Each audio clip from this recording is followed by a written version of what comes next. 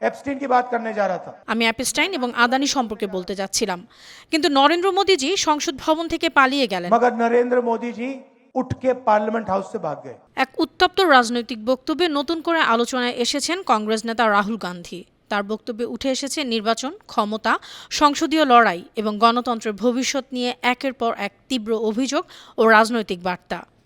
তিনি বলেছেন, आपको जितने इलेक्शन चोरी करने कर लो, আপনারা যত খুশি নির্বাচন চুরি করুন, কিন্তু শেষ পর্যন্ত আপনাদের জনগণের সত্য এবং জনগণের ক্রোধের মুখোমুখি হতেই হবে। ভারতের ভবিষ্যৎ কি হবে তা এদেশে মানুষই নির্ধারণ করবে। তিনি লোকসভায় দেয়া নিজের বক্তব্যের প্রসঙ্গে টেনে বলেন, লোকসভায় আমি ইউএস ডিল নিয়ে ভাষণ দিয়েছিলাম। আমি যখন অ্যাপস্টাইনের নাম নিলাম, তখন নরেন্দ্র মোদী অমিত শাহকে ইশারা করলেন এবং স্পিকারকে দিয়ে আমাকে থামিয়ে দিলেন। 4 ঘন্টা ধরে আমাকে লোকসভায় কথা বলতে দেওয়া হয়নি। আমি কি বলতে যাচ্ছিলাম? আমি অ্যাপস্টাইন এবং আদানি সম্পর্কে বলতে যাচ্ছিলাম, কিন্তু নরেন্দ্র মোদীজি সংসদ ভবন থেকে পালিয়ে গেলেন। তিনি আমার চোখের দিকে তাকিয়ে কথা বলার সাহসই পাননি। मैंने एप्स्टीन का नाम लिया और नरेंद्र मोदी ने अमित शाह को इशारा किया कि भैया इसको, स्पीकर से कहा कि भैया बंद करवा। 4 घंटे लोकसभा में मुझे बोलने नहीं दिया। मैं क्या बोलने जा रहा था? मैं एप्स्टीन की बात करने जा रहा था, मैं अदानी के बारे में बोलने जा रहा था, मगर नरेंद्र मोदी जी उठ के पार्लियामेंट हाउस से भाग गए।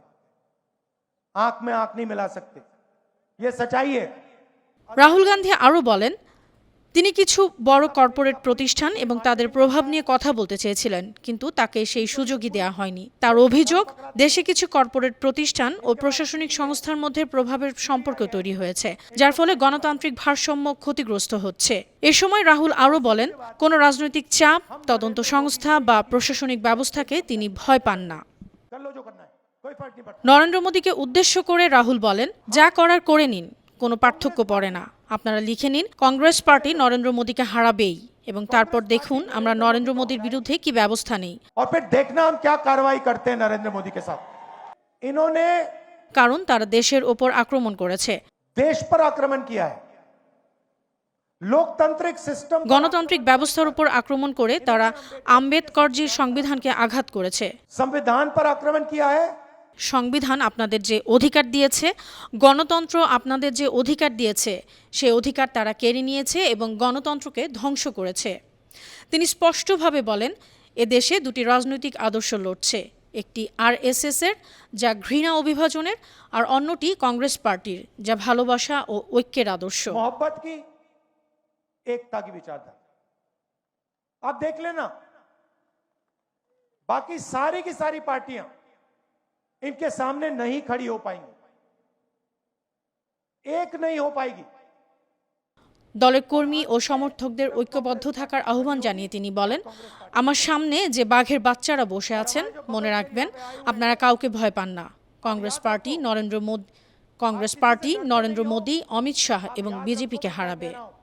नरेंद्र मोदी को, अमित शाह को कांग्रेस पार्टी हराएगी, बीजेपी को कांग्रेस पार्टी हराएगी।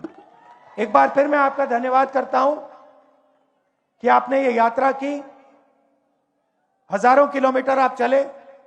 मैं जानता हूं 1000 किलोमीटर, हजारों किलोमीटर चलना आसान काम नहीं है, मुश्किल काम है।